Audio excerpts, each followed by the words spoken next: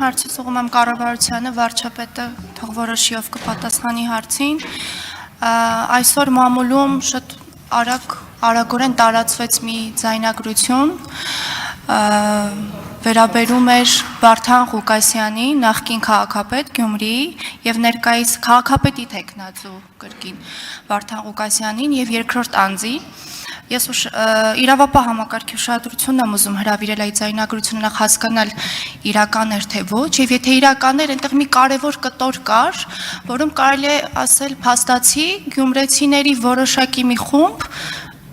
խմբի կյանքի եւ առողջությանը վտանգ է սպառնում, որովհետեւ ըստ էության այդ ձայնագրության մեջ եթե ելի եմ ուզում ընդգծել, եթե իրական էր, երկրորդ կտորով, որտեղ քաղաքապետի տեխնացուն նշում է, որ ովքեր չգան իր այդ հանդիպման, այն անձինք, որոնց ժամանակին տարածքներ եւ խանութներ է տվել, նախ այս կտորը եւս պետք է հասկանալ ինչ հիմունքներով է քաղաքապետը իր պաշտոնավարման օրոք գույքեր տվել եւ շարունակելով այս թեման, նախկին քաղաքապետը ապօրինի ծագում ունեցող իր գույքի բռնականացման հայցը դատարանում է եւ դատախազությունը պահանջում է Վարդան Ղուկասյանից օգուտ Հայաստանի Հանրապետությանը բռնականացել 17 գույք եւ 224 միլիոն դրամ։ Ես խնդրում եմ պատասխանել ինչ ընթացք կա նշածից վերաբերյալ եւ այս process-ը ինչ փուլում է գտնվում։ Շնորհակալ եմ։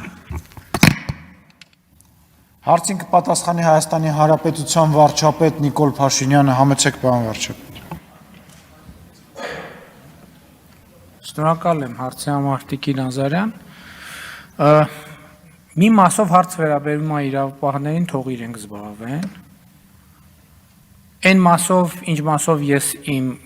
ես ասելիք կարող եմ ունենալ, ես այդ ասելիքը ասել եմ մարտի 9-ին կարծեմ Գյումրիում,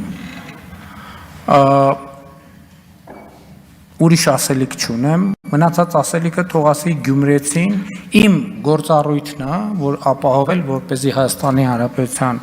քաղաքացիները ազատ կամ արտահայտման հնարավորություն ունենան,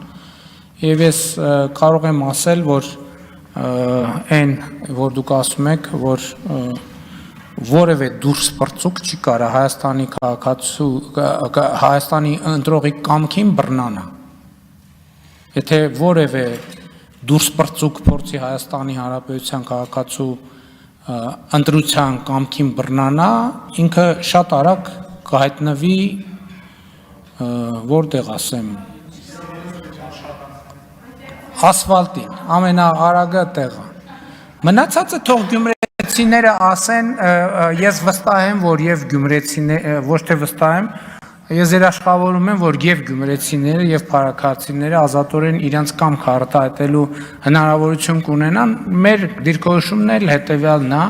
որ ժողովրդի արտահայտած ցանկացած կամք մենք ի գիտություն ենք ընդունելու եւ ժողովրդի ասածը մեզ համար օրենք է, իրանք թող տեսնելով եւ հենվելով փաստերի վրա կայացնեն իրանց որոշումը, ոչ թե մեր։ Արձագանք։ Շնորհակալ եմ։